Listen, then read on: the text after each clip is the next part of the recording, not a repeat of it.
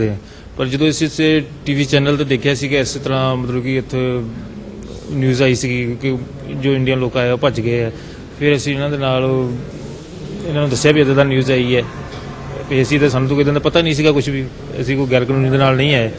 फिर सानूं इमीग्रेशन को लैके आए सी कि असीं अपने बयान जो भी दित्ते इमीग्रेशन नूं दस दित्ता सी असीं किस तरीके नाल आए इत्थे। What can you tell me? Where are the rest of your group? There's 36 other Indians who are still missing.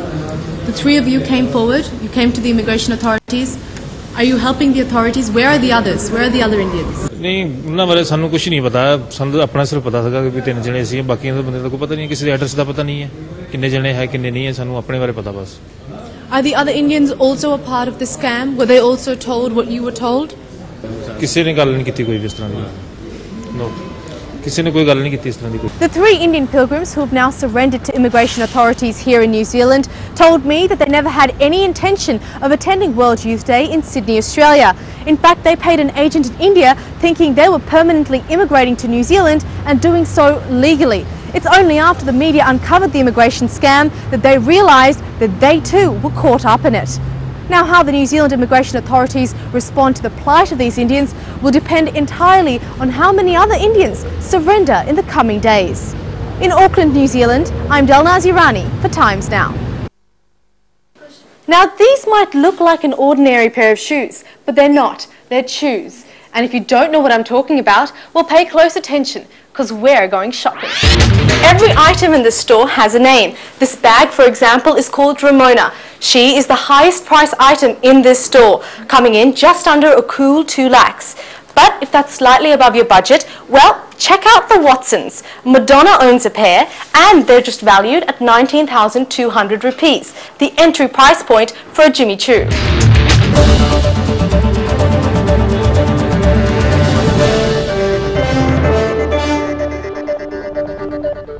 Hello and welcome to the Reuters World Report. I'm Michael Tetlow in London. And good evening in Mumbai, I'm Delnaaz Irani. Now for all the top international headlines.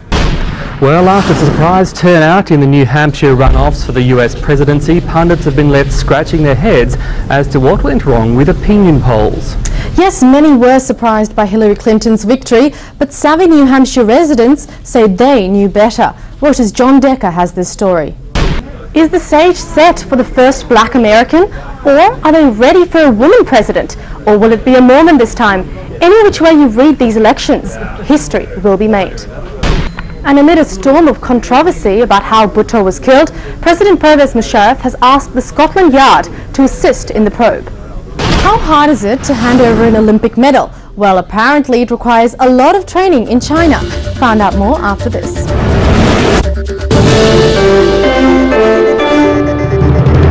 Welcome back to the Reuters World Report. I'm Michael Tetlow in London and Delnaaz Irani joins me live from Mumbai. Asylum seekers threaten to jump off a tower in Cyprus, and NASA releases dramatic images of a nearby galaxy. All that and more in a quick World Minute. Now, you wouldn't think handing out medals to Olympic winners was a tough job, but apparently it is, and requires lots of intense training in China. That's right, Mike, and it's something you'd be quite good at because you have to be slim, have long legs, and wear a pretty constant smile. Only snag, it's a job only for women.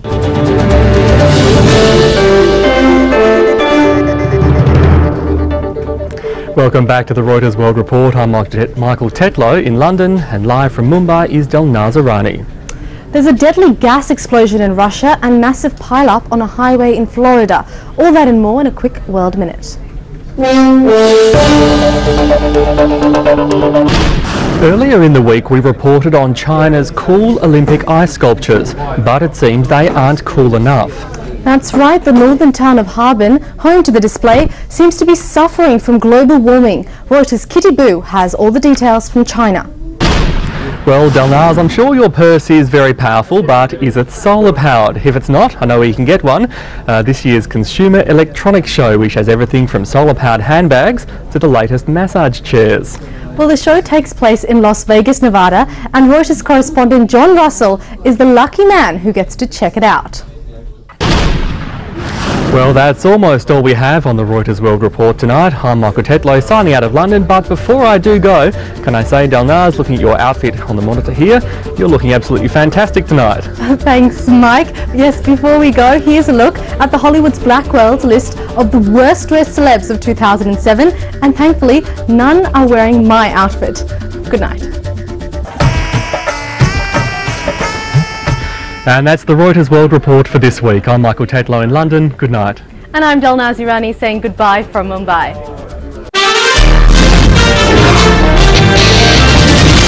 Beyond India, the best global coverage to give you a complete perspective. In short, the right mix of news that affects you. Every night, 11 p.m, wrapping it all up for you. Good evening, you're watching News Now at 11. I'm Delnaaz Irani. And I'm Niharika. And the top international story tonight, it's going to be on the top of US President-elect Barack Obama's list, and it started from the day he assumed power.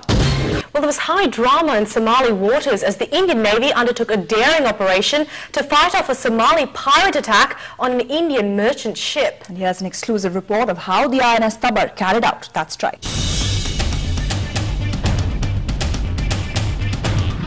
Well, Niharika, Mukesh Ambani certainly has a new reason to smile. Absolutely. The Forbes magazine has now named the Reliance Industries chairman the richest Indian in the world. And well, there's a new set of Hot Wheels in town. That's right. Italian supercar maker Lamborghini has unveiled its latest road-going hypercar, but beware, it costs a pretty penny. And the top international story today, a day after an accident on board a Russian nuclear submarine left 20 people dead, New Delhi is worried considering the sub was meant to be leased to India. And the concerns persist despite Moscow saying all is well. Another short break on the show, but coming up, Michelle and Barack Obama to meet President Bush and get a tour of their future home, the White House. Welcome back. You're watching News Now at 11. Well, less than 1 week after his historic victory, US President-elect Barack Obama heads to Washington to learn firsthand from President George Bush about the challenges that await him on January 20th when he takes over. News is coming in that the Taliban have captured a number of Humvees belonging to American troops fighting under the NATO flag. And to rub salt into the wounds of the coalition forces, the Taliban have released a video displaying their trophies. And a quick look now at some other top international stories. An assassination scare for Tony Blair as his bodyguard's gun went off by mistake, causing a major security alert at an Israeli airport. The police special protection officer was unloading his gun prior to boarding a plane to London with Mr. Blair when he accidentally fired into the ground. No one was injured in the incident. Well, the call has finally come. US President-elect Barack Obama telephoned Prime Minister Manmohan Singh, stating that Indo-US strategic relationship is a very important partnership, and he was considering visiting the country quite early in his presidency. Time for a short break on the show, but coming up, a surprising revelation from Indian-American Louisiana Governor Bobby Jindal, who says John McCain did approach him to be his running mate. Welcome back to watching News Now at 11. Now, India today took a major leap forward in developing its second strike capability when it successfully test-fired a new surface-to-surface missile, the Shaurya. Times Now has accessed this exclusive footage of the test.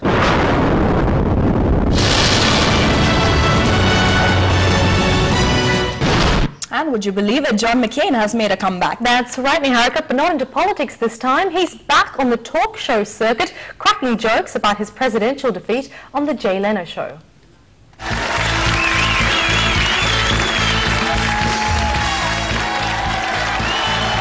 And there's just 2 days to go before India and England face off in the first ODI, and Team India will be hoping the English side performs as poorly as it did today. That's right, the visitors were out for a paltry 98 runs in their warm-up game against a local Mumbai team, which even took the winning side by surprise.